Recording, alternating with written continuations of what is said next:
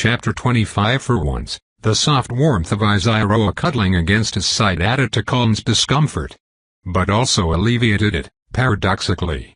Even when her proximity was a reminder of how carried away they'd gotten, she was a comfort and a pleasure to drape his arm around, one he couldn't resist even as he resolved to control himself better from here on.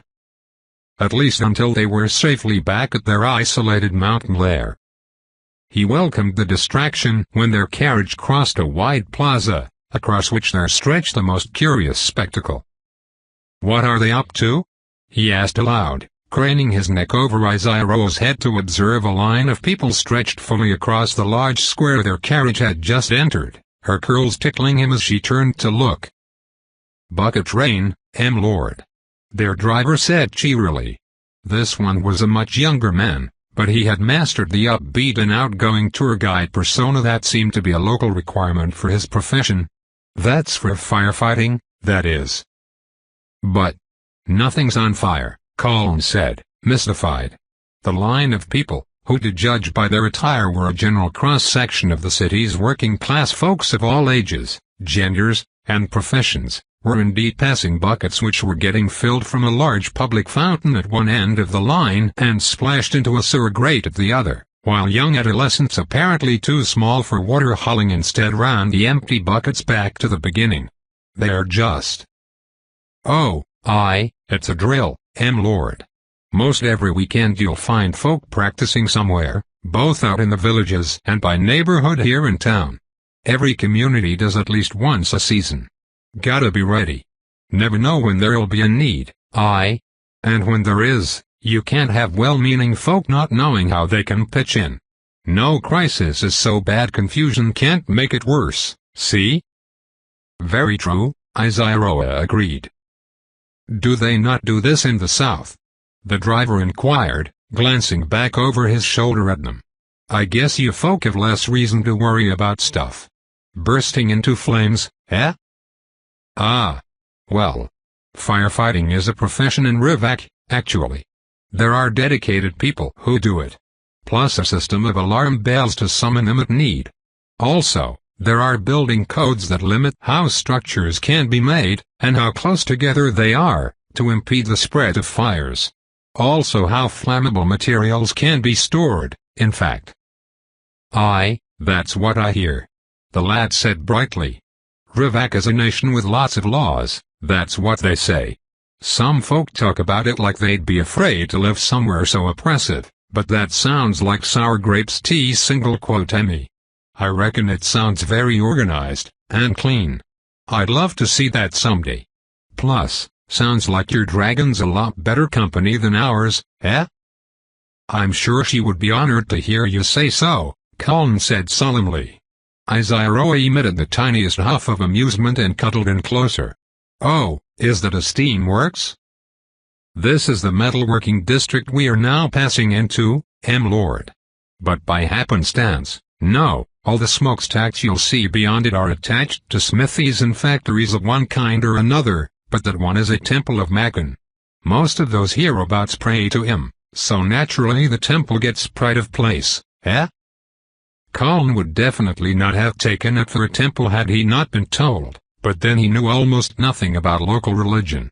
It looked like a latter-day imitation of some timekeeper edifice, with highly polished copper and bronze pipes forming a kind of exterior superstructure that, upon a closer look, appeared to be more decorative than functional.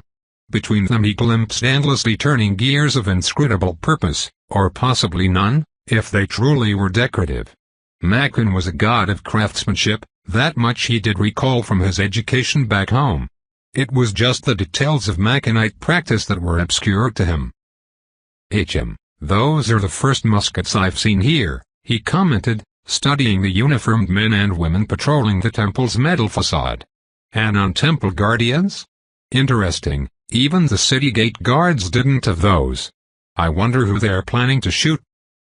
"For conflicts between mortals," Izaroa explained before the driver could chime in again, "crossbows are nearly as effective, and take enchantments better. For others, well, firearms are not commonly used throughout the Avervals, husband, except in mostly ceremonial roles such as you see here. Powerful weapons that can be aimed skyward might be taken as a provocation. Ah. That dampened the discussion, of course, but it was still less awkward than before, so he'd take it. Past the metalworking district, they actually passed through another gate, as their course took them inside another of Boisvord's multiple layers of walls. City guards were posted and watching the traffic closely, but they were not stopped this time. Beyond the gate, they proceeded deeper into the city, in two senses. Buildings here were larger and more elaborate in construction, not to mention taller. The street, however, began to descend at a gentle slope, until around the next turn they began to pass under bridges as other city streets proceeded overhead. "I presume you're looking for the front entrance?" their driver asked, glancing back with a grin. "If it's the freight entry you want, I'll need to take a different route just up here." "The front, please," Izaroa replied. "Then the front you shall have," he said cheerfully. It was not much farther, indeed, until they reached the front in question, an edifice that reminded Colin of an elaborate fortress, unimaginatively square in shape but intricately decorated with rich carvings in its wooden pillars and stone walls alike. Even the windows were artworks, the glass not stained but framed in imaginative settings within the narrow frames, and defended by exterior iron bars which themselves were cast in decorative shapes. He would never have taken this for the front entry. There was nothing to signify the purpose of the building aside from its square walls, and an actual tunnel at ground level. The driver steered their coach into this dark aperture, his horse snorting once in discomfort at these confines, and after the half-second it took his eyes to adjust, Colin realized this place had actually buried its entrance some distance inside the ground floor, surrounded by the rest of the structure. The main door looked like it must be somewhere near the middle, on this plan. For defensive reasons, he supposed. At any rate, the view down here was revelatory. The space was dark but not dim, with mirrored oil lamps lit even at this time of day in an understated display of wealth. There was a sign identifying this as the Silverhound Trading Company, which sounded to Colin like a better name for a dockside tavern than a merchant house, but he still had only the barest grasp of Verdi culture. More importantly, their arrival was clearly awaited. In addition to the two armed guards flanking the actual door, a line of no less than 4 blank-faced men and women in servants' liveries stood across the steps to the doorway with their hands folded before them.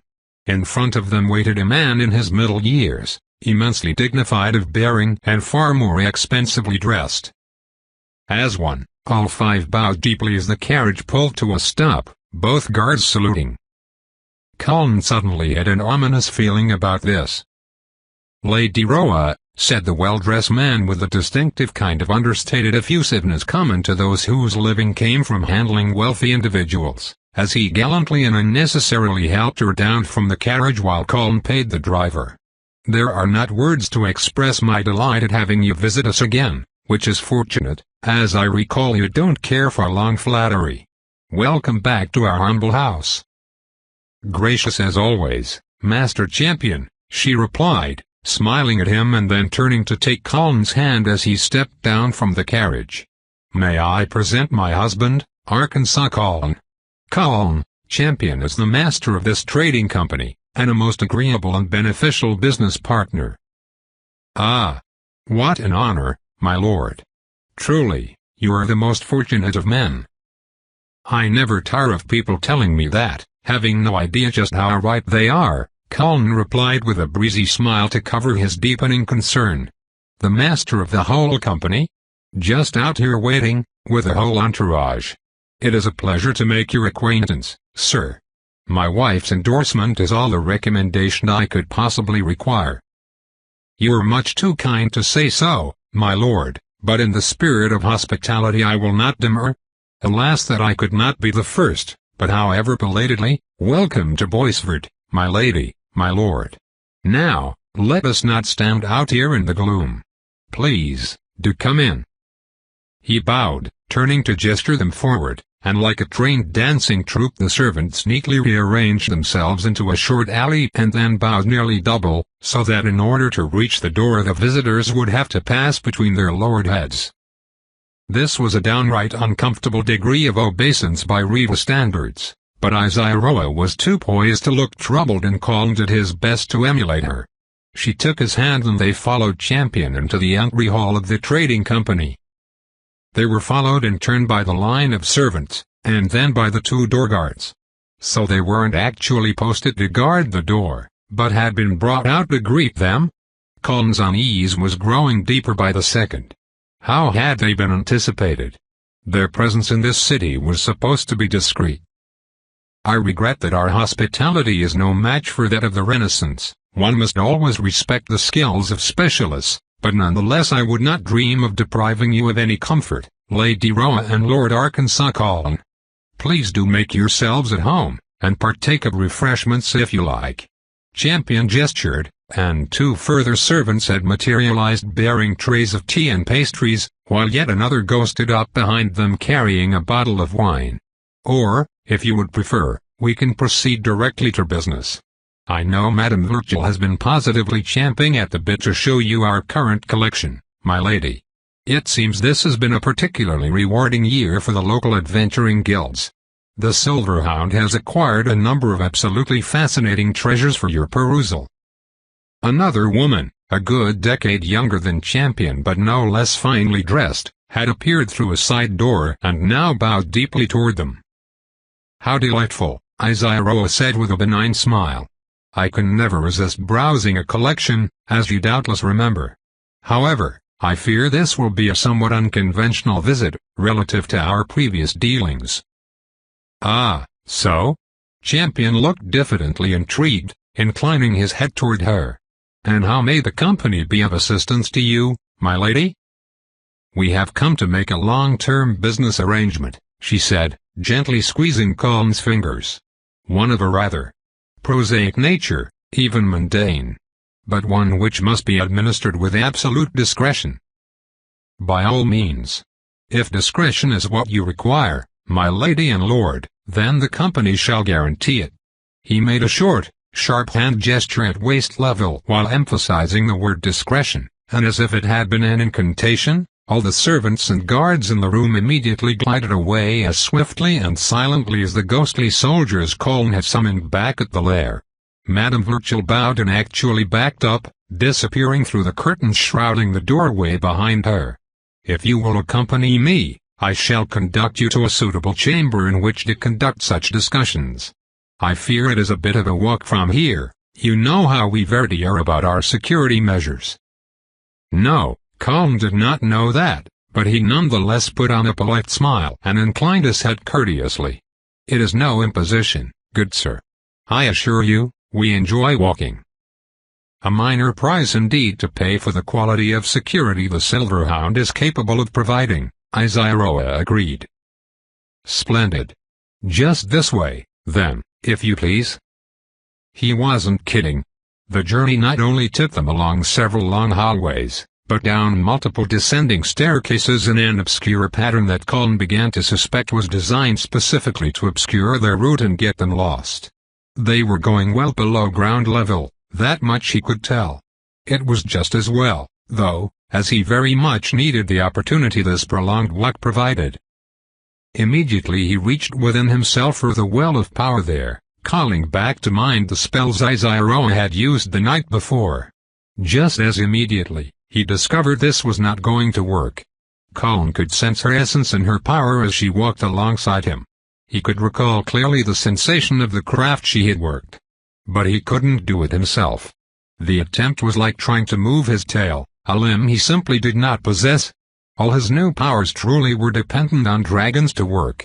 As long as he had a dragon at hand, he could seize any magic they cast for his own, possibly even control them outright, but without one he was, well, not helpless. He definitely had more stamina and resilience than he had as a mortal a few days ago, but there was little of his divine power he could actually use. He hadn't been trying to influence her directly, exactly, but whether the pressure of his intent alerted her or she just happened to have an intuition, Izaroa glanced at him and then Colin felt her exert magical influence. Focused on her as he already was, he could immediately sense the nature of the spell, a barrier granting them privacy, but even stronger than the one she had used last night in the roundabout. They would be able to have a full conversation with Champion none the wiser, despite walking right in front of them.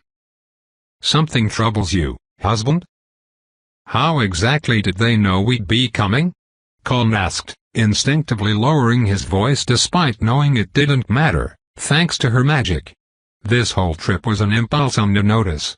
And if you managed to send a message ahead at any point since we arrived in Boisford, well, you're even more adroit than I gave you credit for, which is really saying something. She laughed softly and squeezed his hand again. "No indeed, Colin, I assure you my focus has been entirely on you since our arrival. This is not wholly unexpected, though. The Silver Hound does discreet business with a particularly elite class of clientele. I don't doubt he made arrangements to be aware of known customers' movements well ahead of time. We did after all take yesterday off to gallivant about. That's a seriously impressive information network he must have." "Oh, it's not just him," she said lightly. "The Verdi are like this, all the northern countries are. Quite justly famous for their espionage. Conditions here have not encouraged them to assert themselves through direct force, so as a culture they have adapted to prize discretion and subtlety.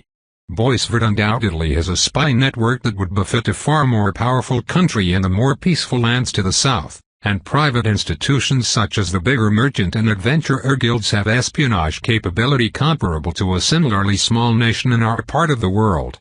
There are secret societies spanning the Vales which possess overall power greater than some of the kingdoms, and that's not even touching on the abilities of the religious institutions. This is just what it's like here, husband." Colin very nearly missed a step. He actually faltered for a split second, quickly recovering and resuming his stride alongside her, but he kept his mouth firmly shut while painfully processing this new revelation. "They what? And the two of them had spent last night." In Rev Cabot, Northerners were often thought of as sly and untrustworthy, but Colin had always dismissed such rumors out of hand. His own worldview had been shaped by the writings of the Empress and the coaching of the Lord Scribe, both of which emphasized that people were basically people wherever you went, including in their tendency to vilify outsiders. But if this was some kind of city of spies, that actually explained a few nuances about the way people acted here. Suddenly the professional's emphasis on discretion and the way food vendors and coach drives alike subtly fished for information shone in a whole new light in his recollections. To say nothing of how they'd been overheard back at the inn, through what Colin had taken for thick stone walls. That little detail had been bugging him, too, but the presence of hidden listening holes would certainly account for it. Hells uncounted, they'd gone straight to an extremely upmarket inn, then spent a whole evening wandering around a pleasure district. She was going by Lady Roa, of all the magnificently indiscreet pseudonyms. And the whole time, they'd apparently been under observation by anyone who might care about the movements of important people in the city.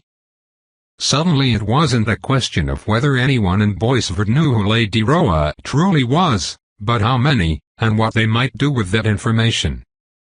They were supposed to be concealing the fact that Atraximos was dead. And she'd just. Among his several simultaneous reactions, Colin found himself oddly disappointed. Between Imaralafine's downright amusing lack of social acumen and Tiavlathyrus's whatever the hell's Tiavlathyrus's deal was, he had been so relieved that there was one of the three he wouldn't have to babysit when it came to interacting with people.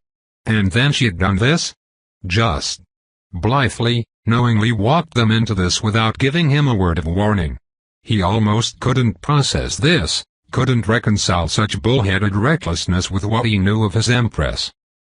But on the other hand, actually, it made a certain amount of sense, considering not only who she was, but what the incredible arrogance of dragons was, after all, not unfounded.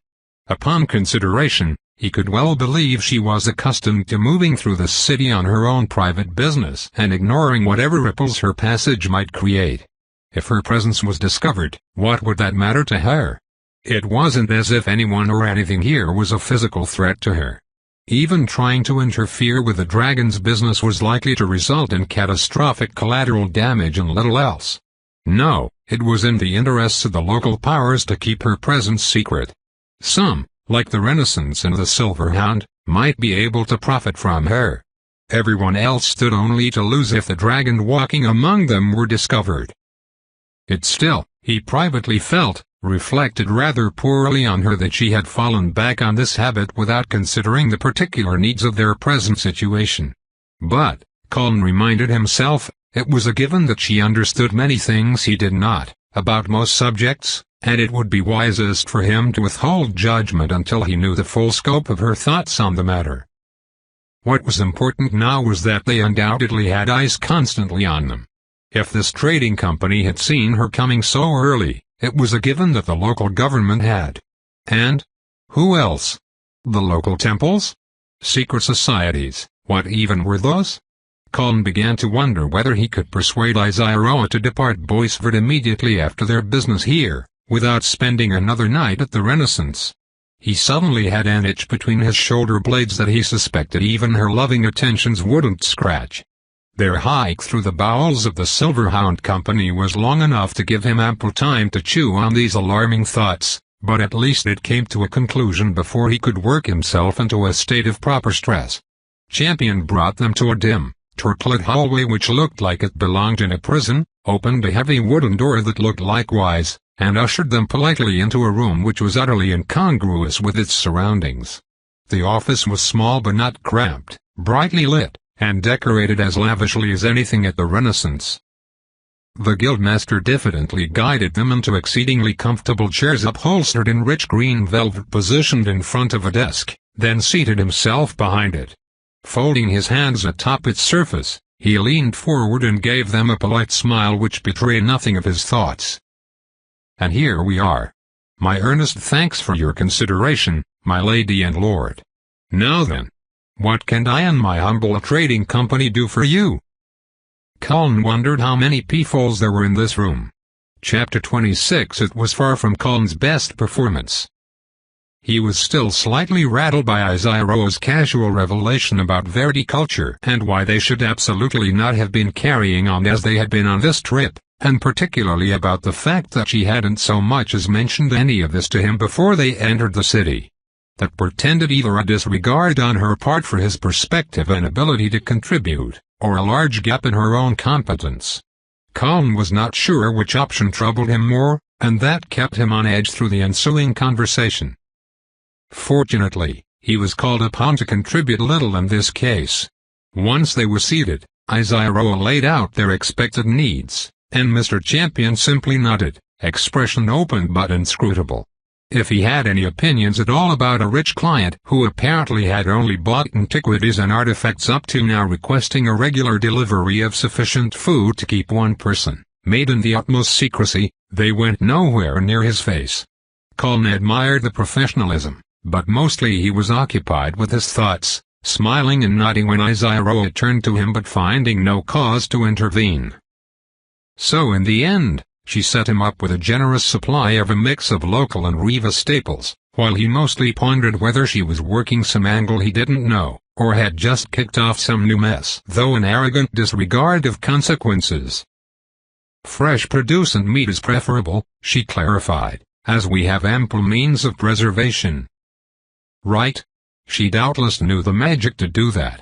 Imralphine definitely would, but the ability to preserve food seemed like something relevant to Izaroa's occupation. Hells, there were probably multiple enchanted iceboxes and a Traximosa's hoard. The old monster had seemingly liked anything magical or expensive, no matter how mundane its purpose. "And the delivery address?" Champion asked diffidently, jotting down notes. "To the usual, please. I will set up some additional arrangements, but the customary location will suffice. Payment will be left there, as well as any orders to modify future deliveries. And of course, any message you need convey may be included." Colin tried not to visibly perk up in interest. Usual address. Surely she didn't mean the actual lair. There was no way a Traximos would have tolerated merchants going there. So she had some kind of private drop point. How was that going to work, logistically? If dragons started regularly flying between that spot and their home, it would draw notice. He was nostalgic for an hour ago when he could have blithely assumed Izaroa knew what she was doing. Then we shall maintain a bi-weekly delivery until further notice, Champion mused, his pen scratching on his notes. The transmission of written requests through the regular delivery will suffice for most alterations to the order, but you do understand that in the case of any major changes, some renegotiation may be necessary. Of course. Izaroa reached over to clasp Colm's fingers. He gently squeezed hers in return, caressing her hand with his thumb, and put on a composed smile, trying his best to look poised and in control for Champion's sake. Please do understand that for regular order of this nature, the security costs will close to match if not possibly exceed that of the actual goods, my lady. The delivery point is in territory to which the Silver Hound does not send personnel without armed escort. Local custom and law prevents us from keeping in-house guards, so we contract such work to a local adventuring guild with whom we have a long relationship. That will not be an issue, Izaroa said offhandedly. So long as they are the most discreet and skilled available, of course. Champion cleared his throat, setting down his pen to give her an earnest look. In this case, considering the type and quantity of goods to be delivered and the location thereof, my recommendation would be to request the guild's lowest tier of accredited adventurers. I assure you, price is not an object, she said firmly. Secrecy in this case is absolutely paramount, Master Champion. It may seem absurd to send elite adventurers to deliver food, but if they are not too proud to turn up their noses at coin, I will accept their rates. Their skill in battle is not relevant to this affair, but their ability to remain silent very much is. This matter is not to become a point of curiosity for the movers and shakers of Boisford. Of course, if you wish to employ elite adventurers, that is your prerogative as the customer, Champion said, smiling blandly. I strongly recommend against it, however, and not merely for cost-cutting reasons.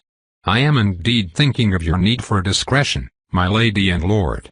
In this country, as in most Vale states, an adventurer's capacity for discretion is as much a criterion of stature as their skill in battle, such that the two are inseparable.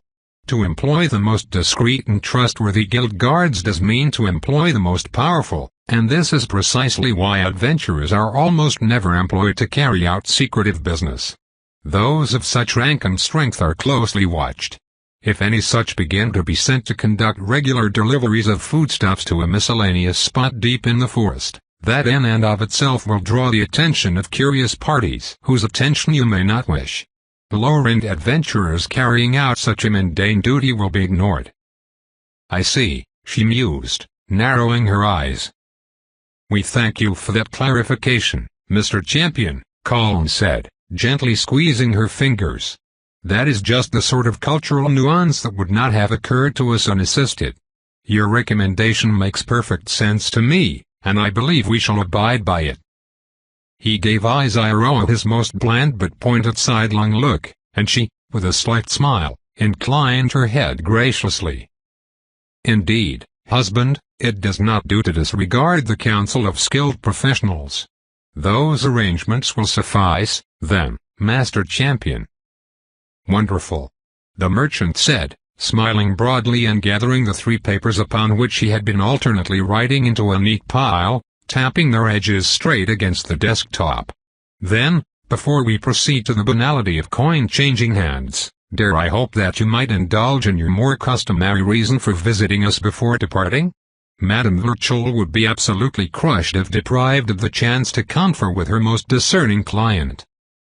The Hound is a general-purpose trading company, as you see, husband, Izaroa said aside to him with a smile, but their particular specialty is in unique artifacts, many gathered by adventurers from the most dangerous reaches of the Vales and beyond. Treasures, in a word.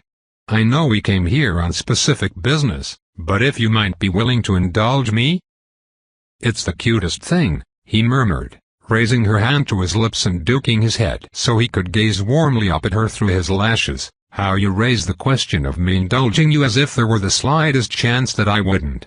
By all means, Roa, let's go browse the antiquities. I shall be very put out if I must go this whole trip without seeing your happiness at acquiring something new that pleases you. This was more comfortable, more familiar. Flirting he could do. This was back on Colm's preferred ground.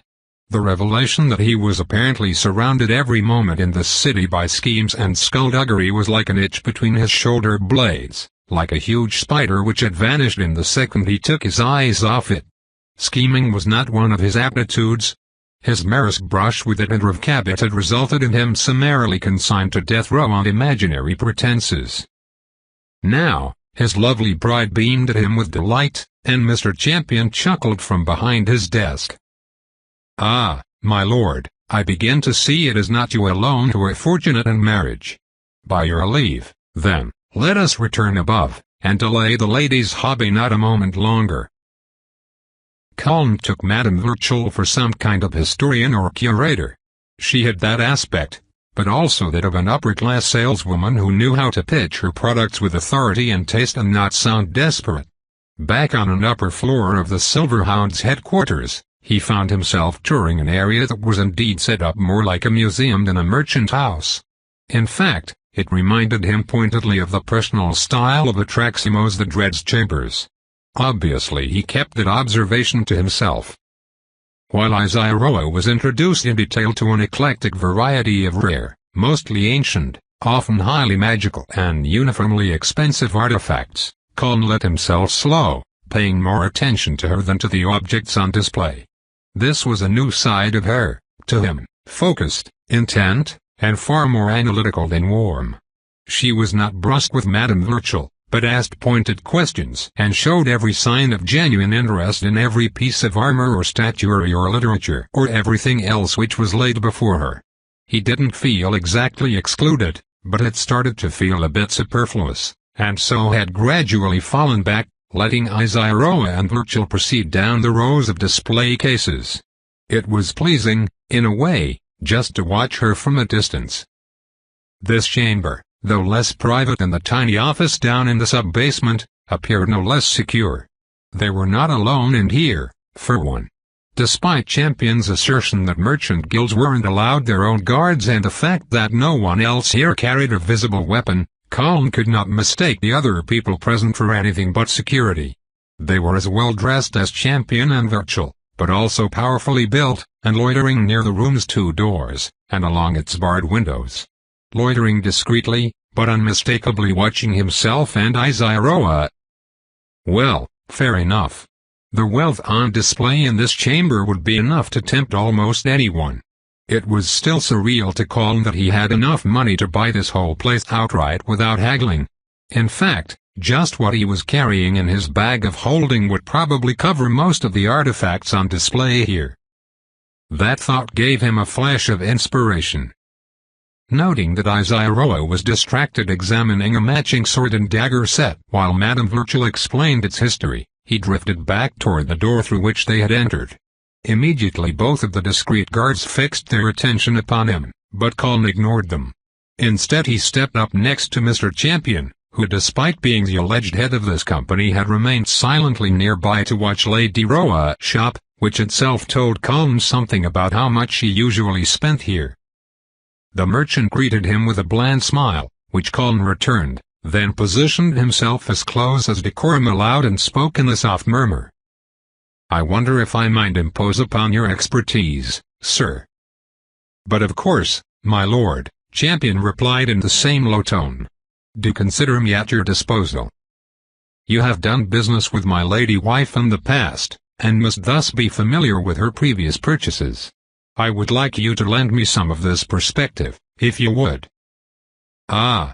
The merchant inhaled softly, then put on a diffidently rueful expression and inclined his head apologetically. "In that regard, my lord, I greatly regret that I am constrained. A customer's business with the Silverhound Company is private, and each customer's privacy is utterly sacrosanct. This is our general policy toward all transactions, but in cases such as Lady Roa's where she has specifically indicated that she values such privacy, I'm afraid I am bound to defend it at all costs. I apologize most humbly for disappointing you, my lord. Rest assured it is not at all my intention to impugn the intimacy the two of you must share, but the house's relationship with your wife requires." He trailed off as Colin, unable to contain himself through any more of that speech, broke out into a chuckle. Across the room, Isaroa looked up from the display she was being shown. When he waved at her, she smiled warmly before returning her attention to Madame Virtual's current explanation. "Forgive me, that's my fault," Colin said, still quietly and still grinning. "I came at that from the wrong direction entirely. Please, allow me to try again." "But of course, my lord." "I am asking you," he clarified, as someone who is familiar with her tastes and shopping history, to help me pick out a few gifts for my wife." Ah. The explanation doubtless helped, but Colin was sure the real difference was that there was now business to be done and money to be had. Champion shifted to face him more directly, bowing. "But of course, my lord, it is the house's pleasure and my own to assist with such a noble and romantic endeavor. I have not our dear Madame Virtual's expertise, but I fancy I possess a basic familiarity with our stock. If you would like to retire to a private chamber, perhaps, and peruse a printed catalogue." "I appreciate the thought, but I'd be amazed if she wasn't already aware what's happening over here." Isaroa didn't glance up, nor give any indication she could hear their soft conversation from all the way across the room, but he'd be more surprised if a dragon didn't have that ability. "Trust me, one does not attempt to play mind games with a woman like that unless the need is dire indeed. She can still be surprised by my specific choices when we get home." "You show wisdom beyond your years, Lord Arkansas Colin," Champion said with a diplomatic smile. "That being the case, if I could direct your attention over here." What followed continued not to be Colin's best work, in terms of public presentation, but at the end of it he felt rather satisfied with himself anyway. With quiet guidance from Master Champion, he swiftly selected a jeweled oil lamp of ancient Riva design which had once contained a djinn and still possessed the enchantments to capture another, were its owner so inclined, as well as a pair of gold-rimmed spectacles holding a powerful enchantment which did nothing that anyone had been able to determine. It had been created by the jungler as a gift for one of his favorite bards, which according to Champion meant it was most likely an obscure joke which no one alive had the background to get. Colin knew even less of the jungler than of Macken or the shepherd, but even what very little he had read of old Valeri religion suggested that was plausible. And then he kept shopping, because he knew very well there would be 7 flavors of hell to pay if he returned to the lair with presents for only one of his wives.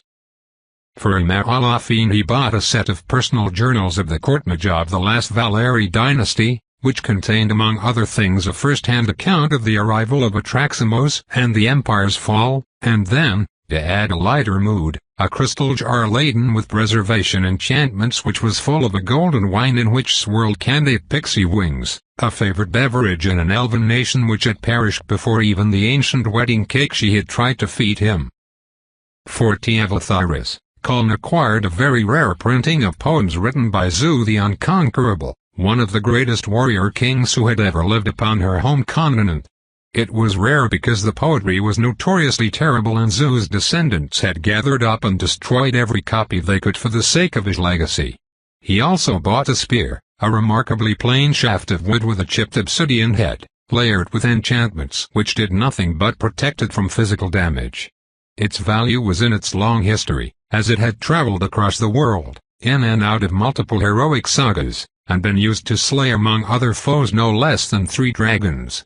He meant nothing in particular by this, save that he thought she would appreciate the historical associations, and he was curious to see what message she would interpret in this gift.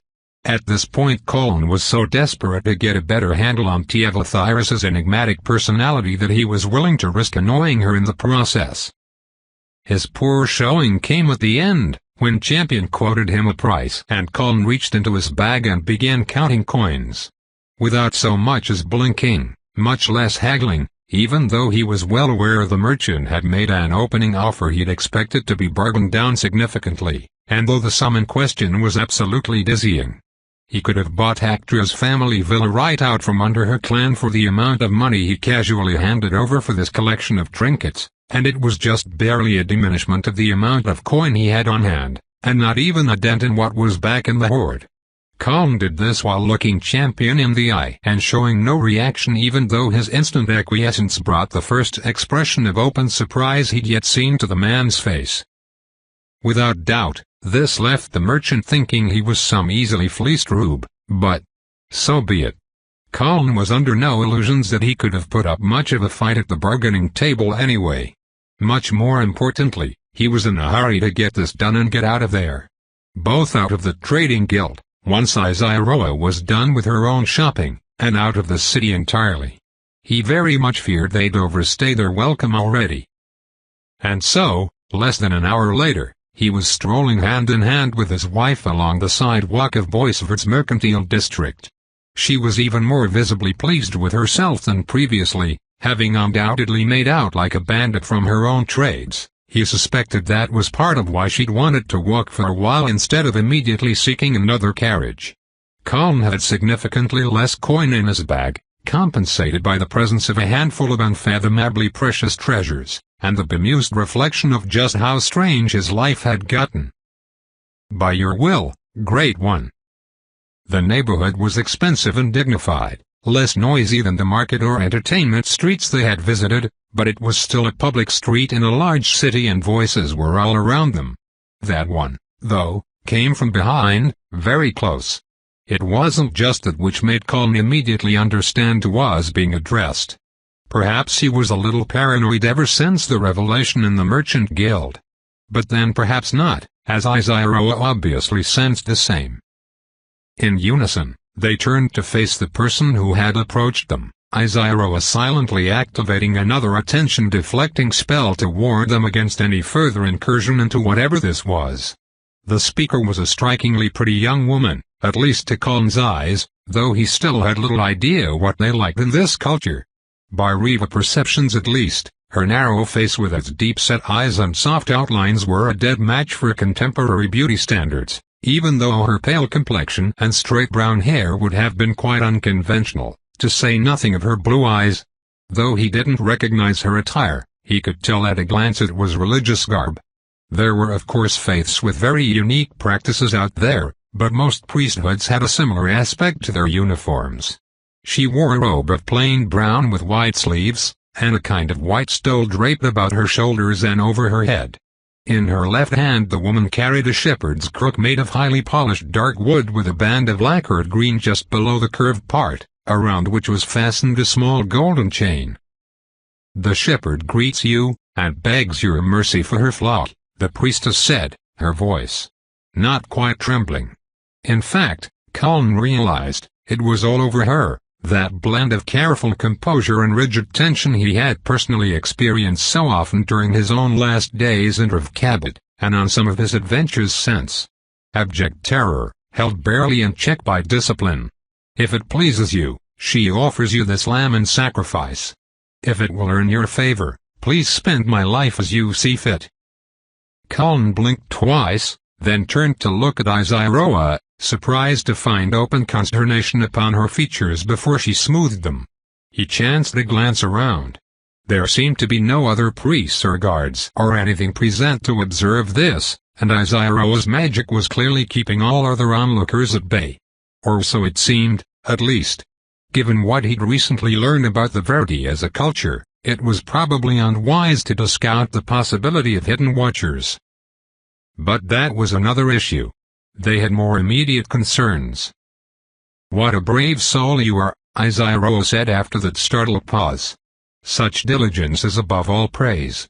Though I have no sway with her, I dearly hope and urge the shepherd to honor your piety in whatever way is best under her doctrine, both in this life and the next." She stepped forward, reaching out with both hands to clasp the priestess's face in a gentle grip. The young woman went rigid in clear panic, squeezing her eyes shut, her lips moving in a silently recited prayer. But Izaroa only gently pulled her head forward, just enough to lay a light kiss upon her forehead. "I am perplexed," the dragon said softly, releasing her, "and I confess, somewhat affronted. that anyone could possibly think I would be interested in such an offering. Nor have I any plan to harm any soul in these lands. Fear not, brave young soul, any offense I decide to take shall not be at you. I honor your devotion. Go with my blessing, and live well."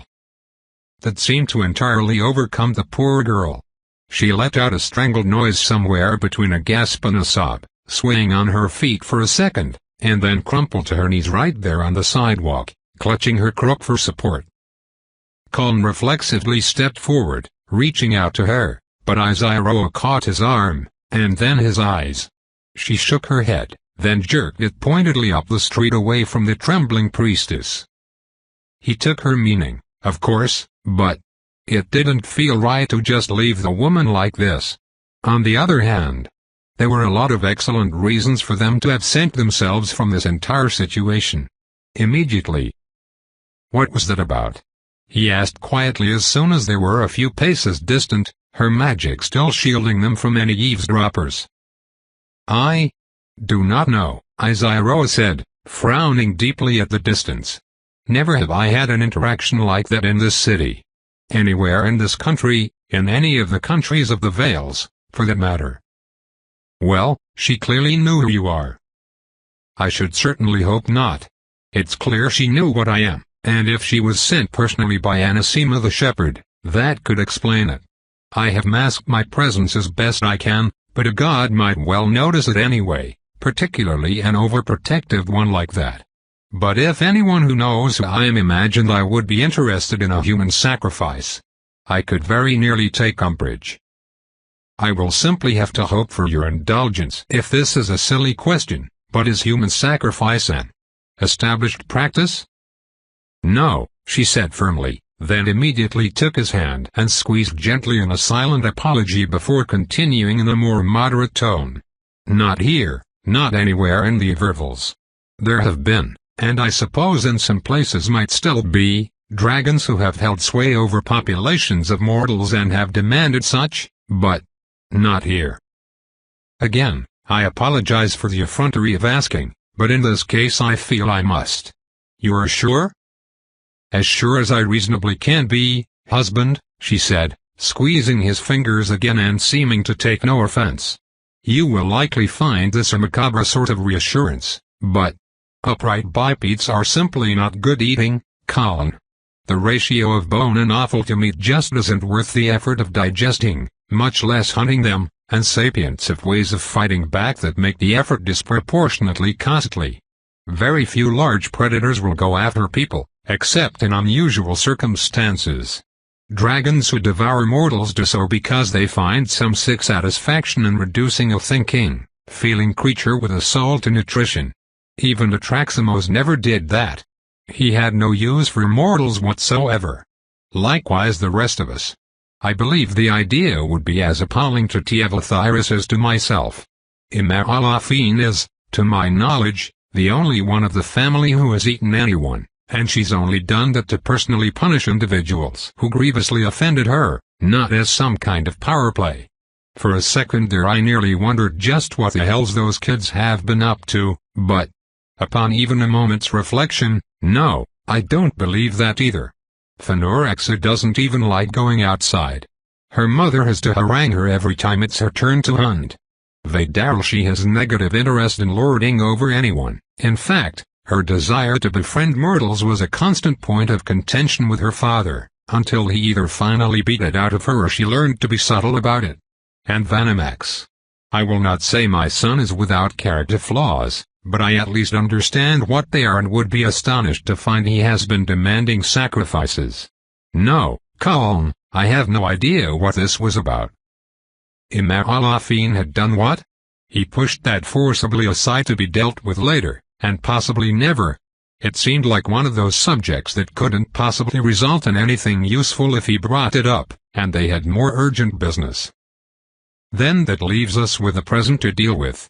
I don't know what is going on or why the shepherd has suddenly decided to monitor our footsteps, but considering our business here, I think it's time we abort this visit. I'm sorry, love. I was looking forward to seeing that honeymoon suite and the Renaissance's cuisine, but we are leaving. "It shall be as you say, husband." She turned a warm smile to him, inclining her head in acquiescence. "I quite agree. It is a shame. I so wanted to entertain you for another day or two, but the prying eyes of a goddess are more trouble than we can afford to court right now. Do we even have any belongings at the Renaissance to collect? I've just been putting everything in my bag of holding. We can go right for the gates." Isaroa shook her head, squeezing his hand. "We should return there to settle up and check out. I value my standing with that establishment too much to skip out on a bill. More importantly, husband, I think it the strategic thing to do in this situation. I assure you we are not in physical danger from any power which exists here, but bolting in panic may stir whoever is watching us to a rash action.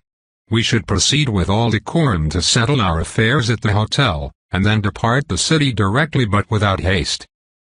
"Very well. Let's hope nothing else interesting pops up on the way." "Let us hope." Chapter 27. They have departed the city?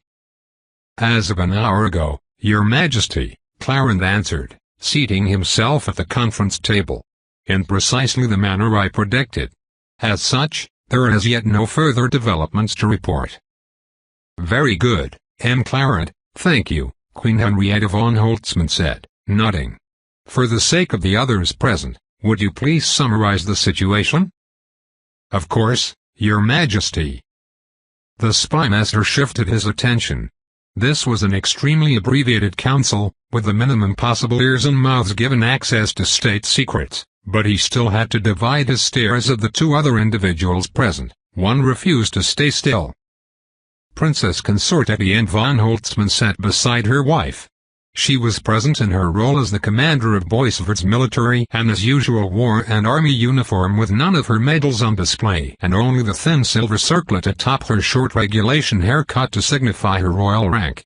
The courtmage, Cora de Cron, was pacing like a caged tiger, which in another person might be taken as a sign of the gravity of their situation, but she was usually doing that. A perpetual bundle of tension. She had the gaunt cheeks and shadowed eyes of someone too stressed to eat or sleep properly.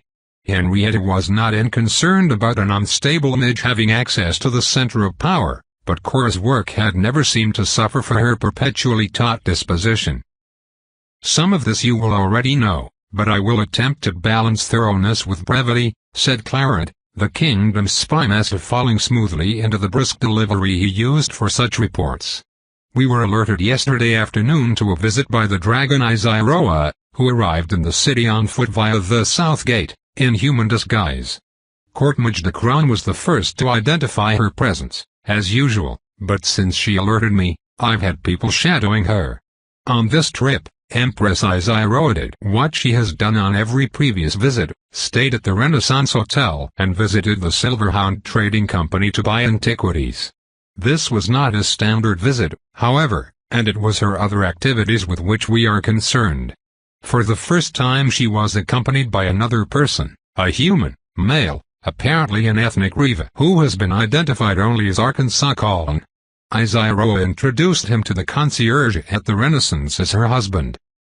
"Hell's uncounted," Etienne hissed, then cleared her throat. "Excuse me, Clarence. Please, continue." He nodded sympathetically as he did so. "We have as yet not identified this man, nor learned anything about him. He appears to be a relatively young adult, with notably formal manners, and has been described as quite attractive. Like his companion, he was dressed expensively, leading most the encounter to take him for an imperial noble. The two visited the roundabout last night, where they spent several hours carousing, in essence. They spent a great deal of money, indulged in several unseemly public displays of affection, and one or the other of them appears to have discreetly neutralized several attempts at robbery through mind-befuddling magic, which to me indicates a desire for discretion rather incongruous with other aspects of their behavior. They departed the roundabout shortly after dark, returned to the Renaissance, and seemed to have spent the entire night carrying on like honeymooners in such a loud and inconsiderate manner as to disturb other guests at the hotel, then emerged after breakfast looking surprisingly well rested. From there they proceeded to Isaroa's normal errand at the Silverhound. After departing the trading hall, they were approached by a young priestess of the shepherd's flock whom we have identified as Selina Nervant, a sister with a good reputation but no particular achievements to her name. Claiming to have been sent directly by Anassima, the sister seems to have offered herself to Iziaroa as a human sacrifice. Etienne frowned in puzzlement, and Cora actually halted her pacing momentarily, turning a scowl upon him. Unperturbed, Clarence continued his recitation. Iziaroa declined this, which is consistent with what we know of her. After this, the two returned to their hotel, checked out as normal, and then departed the city. Why in the hells would the flock try something like that? Cora demanded, once more pacing. None of the dragons have ever shown the slightest interest, and to Iziaroa, I'm amazed she didn't take it as an insult. That is one of several confusing details about this which concern me, Clarence said gravely. So the Empress has picked herself a boy, Etienne mused. Well, I can't say I blame her, attached to the dread as she is. Are we expecting any particular trouble to result from this, or shall we default to the standard wisdom of not meddling in the affairs of dragons? The dread is the issue, Cora growled, now repeatedly clenching her fists in addition to stomping back and forth. If Atraximos learns he has been cuckolded by some human, his temper tantrum will be apocalyptic. And of course she had to come and do it here. Etienne winced. Clarence was too composed to react, but Henrietta allowed herself a faint moue of disapproval. None of them were superstitious, but to speak the name of the dread dragon so casually was considered uncouth. In essence, we are gambling upon Iziaroa's discretion, Henrietta explained, reaching over to lay a hand gently on her wife's wrist. If she is able to keep her business private, and he doesn't learn of it, nothing will happen. However, the details of their visit have brought her discretion into question. Etienne grimaced, shifting to entwine her fingers with Henrietta's. Since they had only the two onlookers and both were on fairly close terms with the royal couple, the Queen decided to allow this. Boisford was like everywhere else in that royal marriages were always political, but she had been very lucky in that both of hers had held genuine warmth. Her marriage to the previous king had been for political reasons, but they had grown to share genuine affection.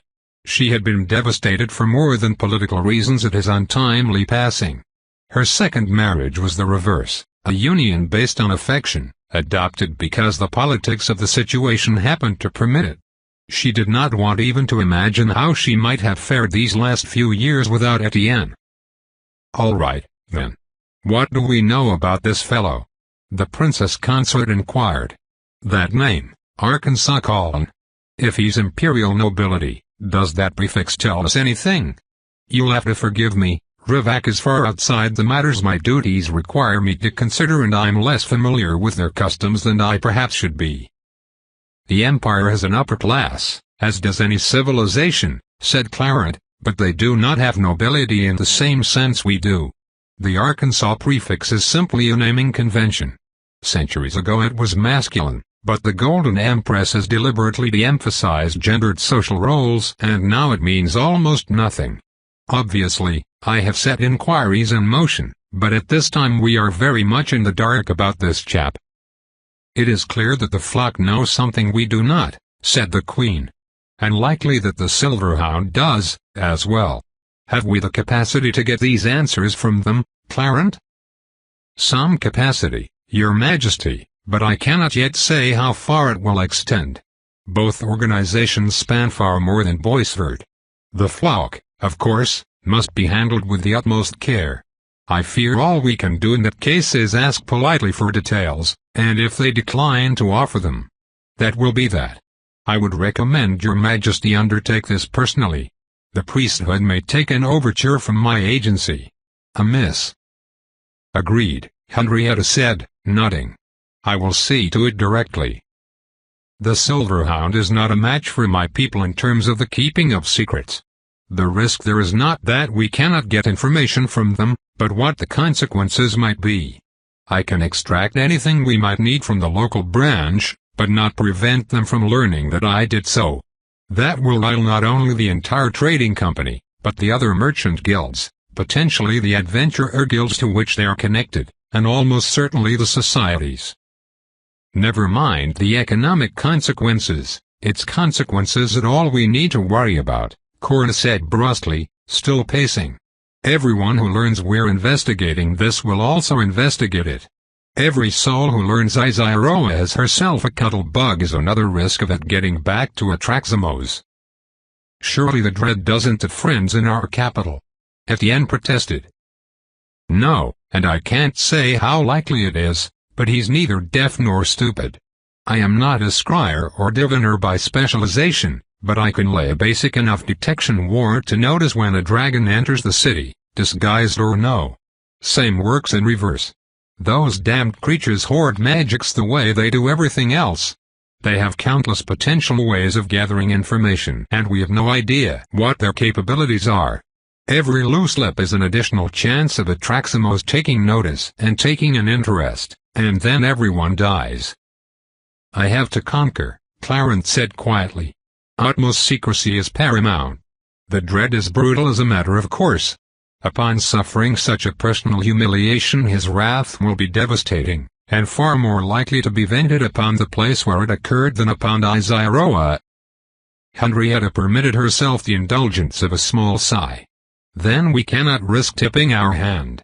Which means we cannot proceed aggressively enough to actually gather reliable intelligence, nor even lay countermeasures against the likely dragon attack. Anything that creates the impression we know something is a risk. Is there any good news? Our defenses against dragon attack are as good as it is possible for them to be, Etienne said quietly. Something will survive. There is simply not much to be done. What can be done, we have already done as a matter of course. Going to high alert is almost superfluous. One thing, Cora grunted, now clutching her chin as she strode back and forth along the wall, glaring at empty space in front of her. Atraximos doesn't bother to keep track of human activities like shifting national borders. If he attacks Boisford he'll probably just hit this valley. And maybe our outlying territories out of aimless spite, but I strongly doubt he knows which are affiliated with us. He sure as every hell doesn't know we have a political claim on Dragon Vale itself. Anything outside the mountain walls, he might ignore or miss. Henrietta raised her head, frowning in momentary concentration, then nodded. Clarence, if we were to move the upcoming Dawntide celebrations to, let us say, the Rivenvale Shrine Complex, would the political consequences be unmanageable? Such a large change at this late date would cause waves, the spymaster said slowly, then a smile began to spread across his features. The houses and societies would likely think it was a ploy aimed at some of them, and begin tripping one another up and scrambling to find out your goal. Yes, Your Majesty, that is eminently doable, and in fact, I may be able to gather some valuable results quite incidentally. Then at least some good will have come of this, she said, sighing. I will give the orders to see it done, then. As it will draw undue suspicion if I or my wife absent ourselves from the city on such short notice. This year the ceremony will be overseen by the prince and princess. That will keep them both out of the city for a good 2 weeks, by which time we should know more and the danger may have passed entirely. In the worst case, thus, the royal line will be preserved. Cora halted mid-stride, turning a frown on her. Is that a good? It was my understanding, Clarence said more delicately, that Her Highness does not participate in affairs of state. Her Highness is not an invalid, Henrietta said firmly.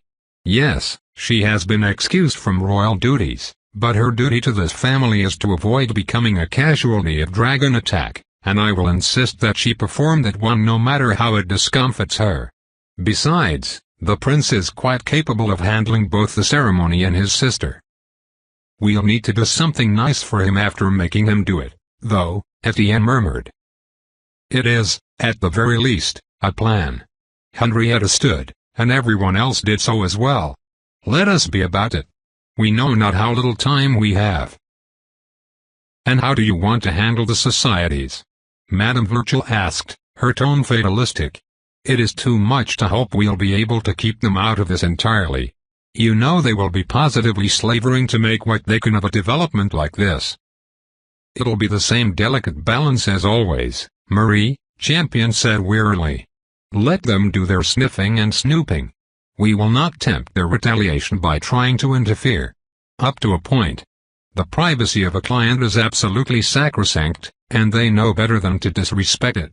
I suspect this time I shall have to administer a few pointed reminders of this, without crossing whatever invisible line sets them off. There's no need to worry, he added more gently. I will handle it. You stay well clear of the business. If any of the societies make any overtures at you, let me know immediately. I always do, she agreed, then hesitated, frowning. Champion. Stop me immediately if I am prying, but should I be concerned about that man? He hesitated himself, glancing at her concerned expression, carefully revealing nothing. He trusted her if he did anyone, but the careless spread of information was anathema to him, both as a merchant and a Verity. Still, to leave her in ignorance was to leave her vulnerable, and he could not so fail to look after one of his most important people. That one, too, Marie, he said quietly. If you see or hear anything of him again, bring it to me. That one is a new player. He may have been introduced as a hanger-on of Lady Roa, but not even in the name of subterfuge would she call him husband so lightly. And he went well out of his way to express to me that he is now a power in this realm. He did? She asked in alarm. He paid, immediately, up front, the first price I named, Champion whispered. He was making a point of how little it mattered to him to drop such a vast quantity of coin. I know what you're going to say, and yes, there are some nobles who are simply foolish and unable to bargain. This was not that. I trust my instincts. We will be hearing from that one again. He made sure to let me know of it. Let me handle him, when next he comes around. A man who dallies with dragons is not to be taken lightly. The meeting chamber which held the tribe's most closely guarded secrets was deep, deep below the casino in which they had their open headquarters and did most of their business. Which meant it was roughly at ground level. You just had to climb the long, spiraling street of the roundabout to the ruined clock tower at its apex, and then go down a bunch of hidden stairs. That was why grandmother never left the tower anymore.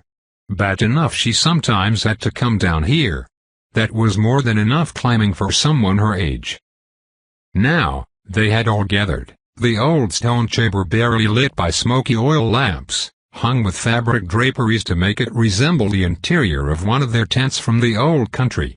She sat cross-legged upon her stack of rugs and pillows, tapping her lips with the stem of a long pipe upon which she did not yet puff. Before her were arranged 4 generations of her family, descending generations, that was, as she was the eldest. All their faces were unlined, soft and rosy as the day they had reached adulthood, as was her own. Doubtless there were some who knew it, this being a country of secrets and intrigues, but there were not many. Then he carefully discouraged outsiders from learning their business. Everyone knew they were congenitally unable to use magic of any kind, because it was impossible to conceal a fact which had been used to hound and oppress them across the millennia. Very few outside their tribes knew that, by another inexplicable quirk of biology, they did not show any signs of age in skin and connective tissue. And so, to the countless Verity punters who passed through her casino and caught a glimpse of the enigmatic proprietress, she was just another Nhee girl lounging about with her robe half unlaced to show off an abundance of cleavage that remained as bouncy as the day she'd gotten it, her only apparently unique trait her snow-white hair, not, as most assumed, a peculiarity of coloration, but a sign of exactly what it was on everyone else. For the Nhee, the relentless hand of age was felt no less firmly for being unseen. Grandmother, who still looked not a day over 20, felt her years in her inability to handle the spicy food she so loved, in her bladder which these days was the size of a hazelnut, in the way her tail ached whenever the weather changed, which in this mountainous northern climate was all but constantly. She gazed across the upturned faces before her, the intently perked ears and vertical pupils widened with focus, and finally nodded. "It is confirmed. The black wagon is on the move. There was a faint rustle. Several ears twitched and a few tails waved, but her tribe remained silent, waiting on her word. What we do not know is who that man is, that Okon. That is on with the fist of the things we must we on. I hope we don't have to kill him, Safin commented, grinning. He's so pretty. Yup, Disha agreed, nodding laconically. Wouldn't single quote he will. If he's good enough for the Empress, I want a nibway. It remains to be seen, grandmother said indulgently. It is far-from time to make plans. As yet, all we know is that she is active, and up to something. Before sticking our paws into the mid of it, we more information. That will be your first priority. In the front row, a black-haired boy who actually was as young as he looked, the youngest of those gathered, in fact, began making small movements of his ears, accompanied by subtle hand signals, nose twitches, and faint shifts of the muscles around his eyes. The silent signals of the Nhia hadn't the depth of a full language, merely a set of terse codes used to communicate discreetly. Dragon equals danger. Business divided by dragon equals danger / more. Avoid / safe. Speak, Kif, grandmother said sternly. You are on boy's food, and not on mission. He bristled, literally, his tail puffing up in anger. The lad had enough restraint not to bare his teeth at her, but his ears flattened back to the point he had to compose himself before he could use them to signal again. He had clearly been stewing on this for quite a while.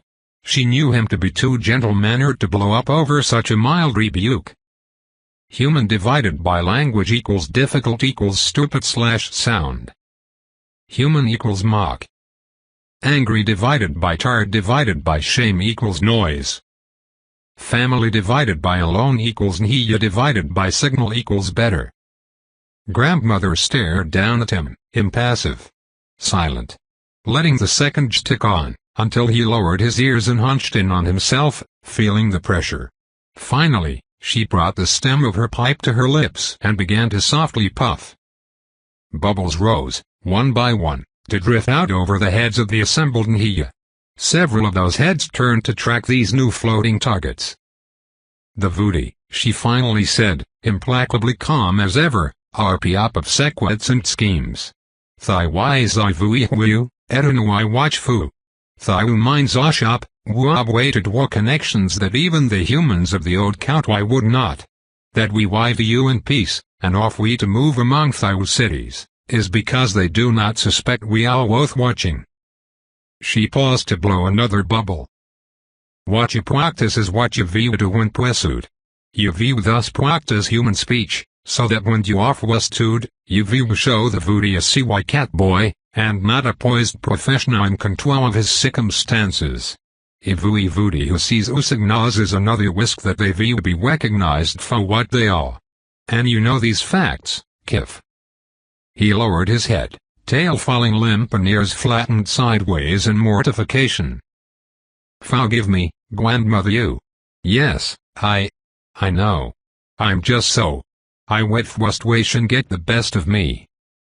Grandmother leaned forward, reaching out to gently stroke one of his ears with the backs of her fingers, ignoring the twinges the motion brought to her shoulders and lower back. Kif hesitantly raised his eyes to her again. Bet you to you, among fami why, where you are safe. Try not to forget again, chide. Now, in answer to your question, yes, but no. Yes, it is famous why has us to med in the affairs of dragons. But we are who we are. We have history, pride, and wise. Piap have suffered why, and we shall never forget why.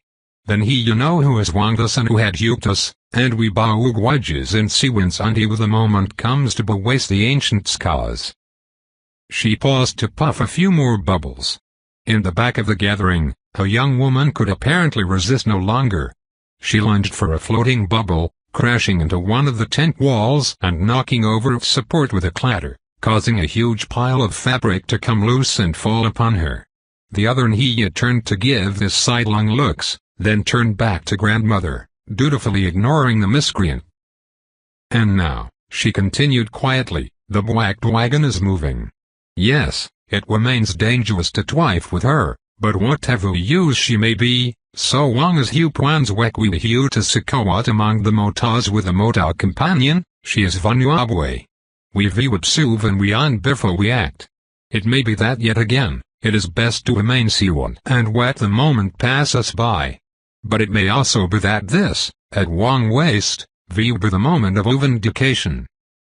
The quiet fervor in her voice reminded them who they were, and what had led them here. As one, her collected descendants answered her with ritual conviction, each clenching the right fist before their throat, lowering their heads, and murmuring in unison their ancient benediction. "Oh!" Grandmother smiled, and let her fluffy white tail wave behind her in satisfaction, ignoring the creak of her old bones. Sometimes she worried, living as they did in this foreign land, but once in a while she was blessed by one of these reminders. What befell the other and she could not say, but her tribe at least remembered who they were. "What is Yupun, then, grandmother you?" asked Kefni in the front row, lifting her head. "The Empress has whiffed the city with you new plaything. Twerking you out into the wilderness would be a tuyo." "Indeed, child, it is not wisest to scamp you among the feet of a dwagon," grandmother agreed. "Fortunately, we have no need to. Ours are not even the sharpest eyes in this city. If we observed Iwo's movements, so did others, all the usual prius. The Pewufu of this city come here to home to wet off steam, and when they encounter us you, think nothing of reasons. We have worked hard for many long years to be thus discounted, and now it shall pay off. We will watch the watchers, and we on what they know, with none of them any the wiser. They will add tidbits of information against one another as they always do, and we on the full picture. And when the moment comes to act, we shall be the first to see it." She took the pipe from her lips to point. "You shall take the wed on this, Kefni. You know where to begin working, and the best ways to monitor each of them. All of you, answer to you in this match." Kefni again clenched a fist in front of her throat, grinning in delight. "I will not disappoint you, grandmother you." "You never have, child," grandmother replied, smiling warmly back. "Oh, to live at such a moment in history, to see the fruition of such long hopes and the vindication of ancient grudges. It was a mercy after all that her years stretched this long." She placed the pipe back at her lips and blew more bubbles. Even on holy ground, some places were more sacred than others. The innermost sanctuary of Boisvert's main temple of Anassima, known more colloquially as the Shepherd, stood not only at its center but, in contrast to local architectural convention, at its peak. Her central shrine rose above the temple and the surrounding district, persevering against both the elements and the eternal threat of wrath from the skies, in accordance with her doctrine. Rare were the ceremonies that brought mortal priests into this space, but it remained spotlessly free of dust or mold, so heavy was the goddess's perpetual presence here.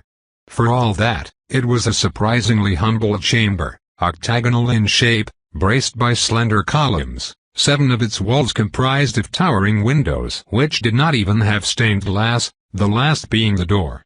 In its center stood a depiction of her in white marble, showing a tall woman carrying a shepherd's crook in one hand, head lifted to gaze outward in an expression of solemn patience.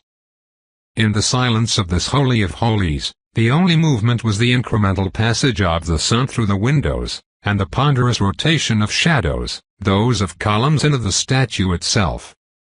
Until that last, the shadow of the goddess's own statue cast upon the marble floor, suddenly shifted, stretched, and moved its mouth. You see what I mean, though, right?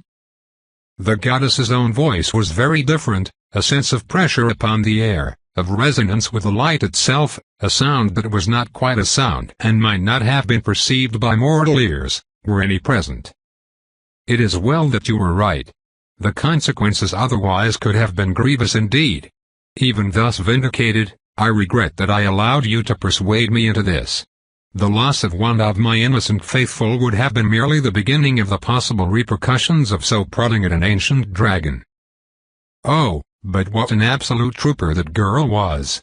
The statue's shadow said exuberantly, practically bouncing in excitement. The ball's on her. You better give her a raise or something, she's a keeper. But nah, nothing was gonna happen. Izairo is not the type to pitch a fit over every little thing. Any of the others, sure, but this was a perfectly safe way for me to make my point. And I thank you kindly for humoring me, because now you have more than just my word for it. Do not forget that I am no mortal to be strung along in your schemes. I see the shape of your soul, and it precludes taking your word for anything. Which is the whole point, yeah. Now you don't need to.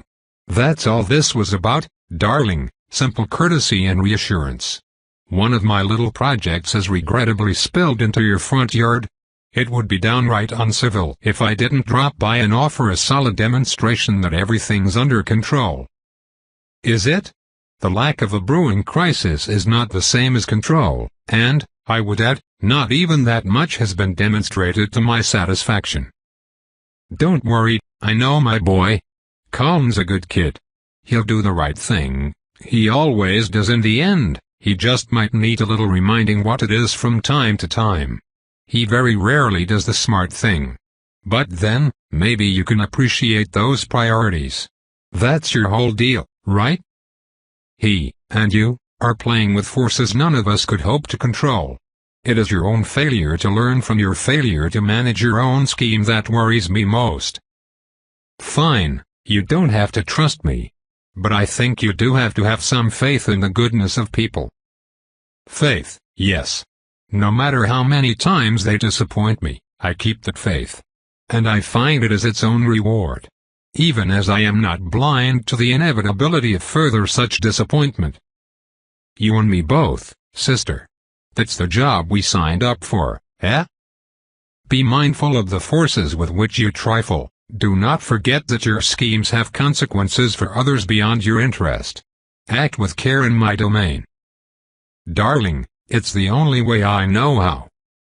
The shadow swept an elaborate bow, and then snapped back into place, reflecting the statue's position against the sun. Once again, there was silence in the sanctuary.